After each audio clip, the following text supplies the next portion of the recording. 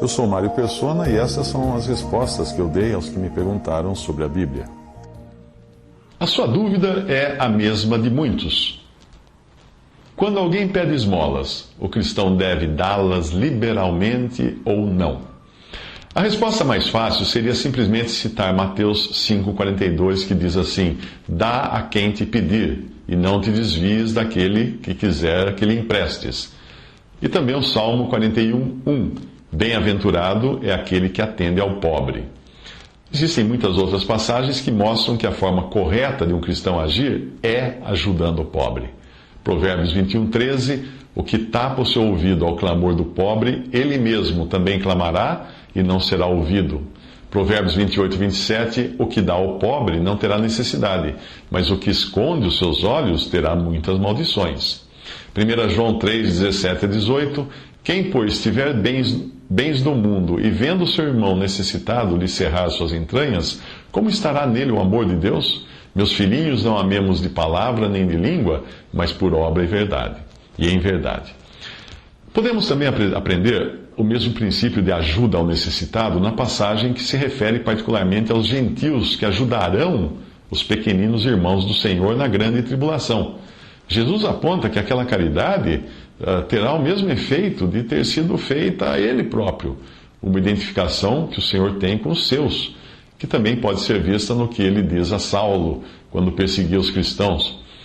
Mateus 25:34-40, isso aqui se passa durante a grande tribulação, ou no final dela, quando o Senhor Jesus volta para reinar. Então dirá o rei aos que estiverem à sua direita: vinde benditos de meu Pai, possuí por herança o reino que vos está preparado desde a fundação do mundo. Porque tive fome e deste-me de comer, tive sede e destes-me de beber, era estrangeiro e hospedastes-me, estava nu e vestistes-me, adoeci e visitastes-me, estive na prisão e fostes ver-me.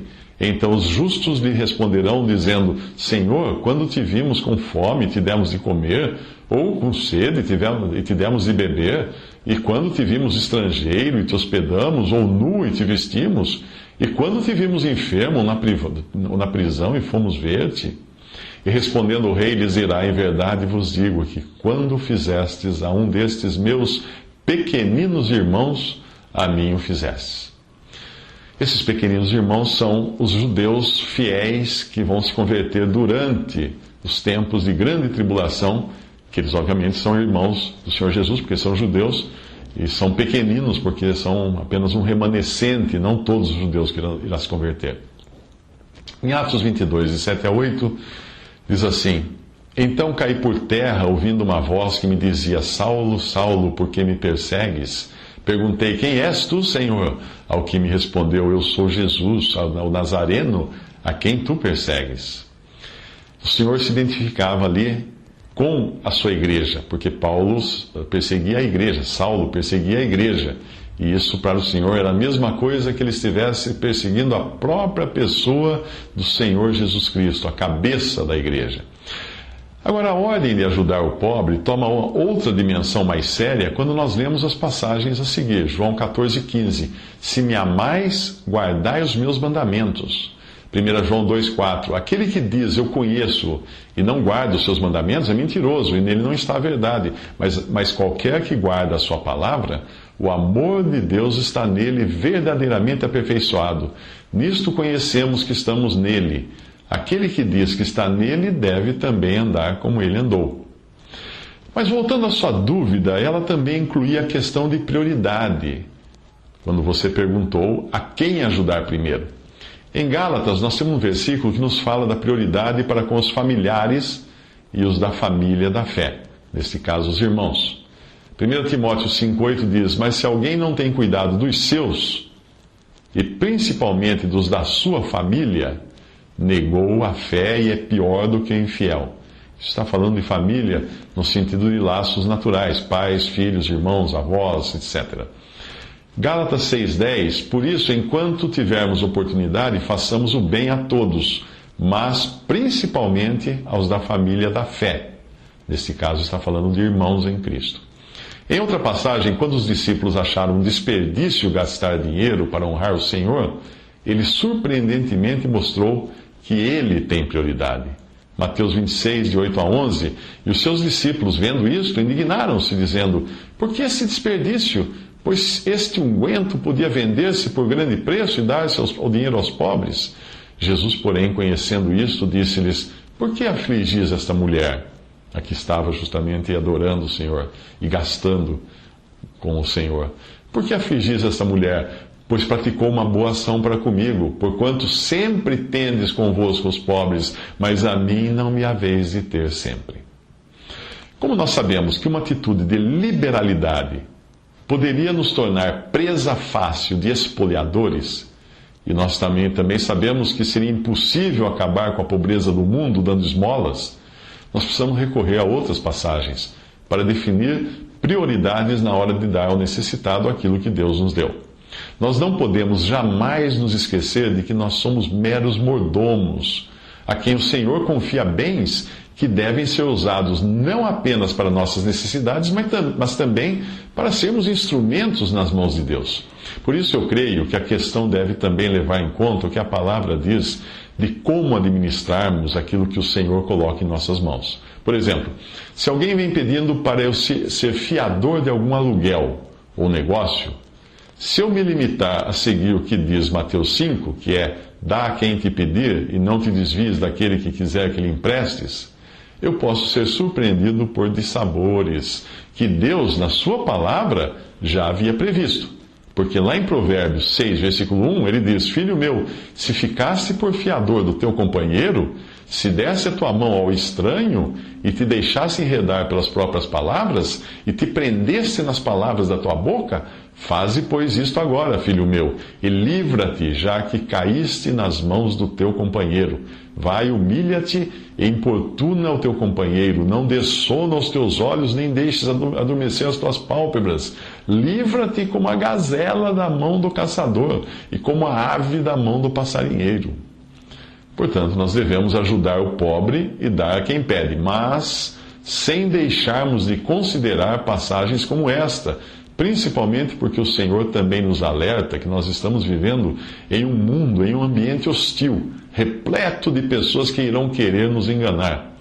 Mateus 10,16 diz: eis que vos envio como ovelhas ao meio de lobos, portanto, sede prudentes como as serpentes e inofensivos como as pombas. Esta passagem ganha um significado ainda maior quando nós vemos hoje a cristandade em ruínas e muitos lobos vestidos em pele de cordeiro enganando os incautos com seus pedidos de dinheiro nos templos, na rádio, na TV. Existe ainda um sem número de ONGs prometendo salvar crianças, curar doentes ou levar o evangelho aos povos não alcançados. Poucos sabem que em muitas delas a parcela que efetivamente chega até o necessitado é pequena comparada aos custos administrativos e principalmente às despesas de propaganda para levantar fundos para os necessitados. É o que gasta mais em muitas delas. Eu dou um exemplo.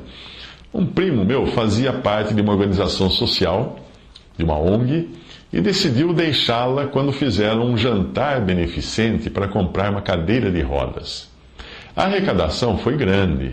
O jantar foi um sucesso. E um paraplégico foi apresentado no palco do evento, recebendo a cadeira de rodas sob o aplauso dos que ajudaram a comprá-la. Mas por que meu primo saiu daquela organização, abandonou, desapontado? Porque o custo promocional, leia-se o custo do jantar, consumiu quase todo o dinheiro. O que pagou a cadeira foi um resíduo, um restinho do que sobrou do dinheiro arrecadado. Se as mesmas pessoas quisessem contribuir para comprar cadeiras de rodas, sem interesse no jantar, em serem vistas, no evento social, etc., a quantia teria dado rodas a vários paraplégicos, ao invés de apenas um. Portanto, antes de contribuir para qualquer instituição, procure saber qual a parcela que efetivamente chegará às mãos do necessitado. Em alguns casos, é melhor fazer a contribuição diretamente a quem necessita. Deus também tem uma palavra de alerta para o preguiçoso, que pode ser o caso daquele que se apresenta como pobre e mendigo, mas goza de perfeita saúde e está em condições de ganhar o seu pão.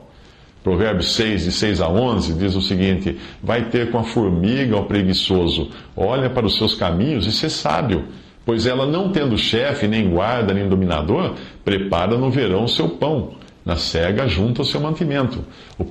Ó preguiçoso, até quando ficarás deitado? Quando te levantarás do teu sono? Um pouco a dormir, um pouco a tosquenejar, um pouco a repousar de braços cruzados. Assim sobrevirá a tua pobreza como meliante, e a tua necessidade como um homem armado. 2 Tessalonicenses 3,10 diz que, quando ainda estávamos convosco, Paulo escrevendo, vos mandamos isto, que se alguém não quiser trabalhar, não coma também.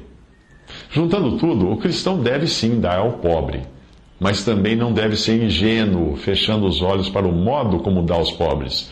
Pois o que pede, pela esmola, pela ajuda, pode não ser pobre, pode estar em condições de trabalhar sem querer fazê-lo, ou pode não estar na condição de prioridade em que se encontram os familiares e os irmãos daquele que está sendo solicitado a dar a esmola. O cristão tem o Espírito Santo para guiá-lo no momento em que alguém pede uma ajuda. Portanto, é do Espírito Santo que você deve buscar discernimento antes de agir. Dar uma esmola a alguém com sinais de dependência química ou de alcoolismo não irá ajudá-lo. Pessoas fortes e saudáveis dificilmente podem ser consideradas pobres em épocas em que a economia está pujante e sobram vagas de trabalho. Doar para uma instituição sem conhecer a idoneidade dos que a mantêm e a parcela efetiva que chegará às mãos do necessitado também não é uma atitude correta na hora de dispor dos recursos que o Senhor coloca em nossas mãos para administrarmos. É dele o dinheiro. São muitos os impostores que nos abordam. E eu fui na conversa de alguns deles, já caí na conversa. Eu lembro-me de um que ligou dizendo que ia se suicidar.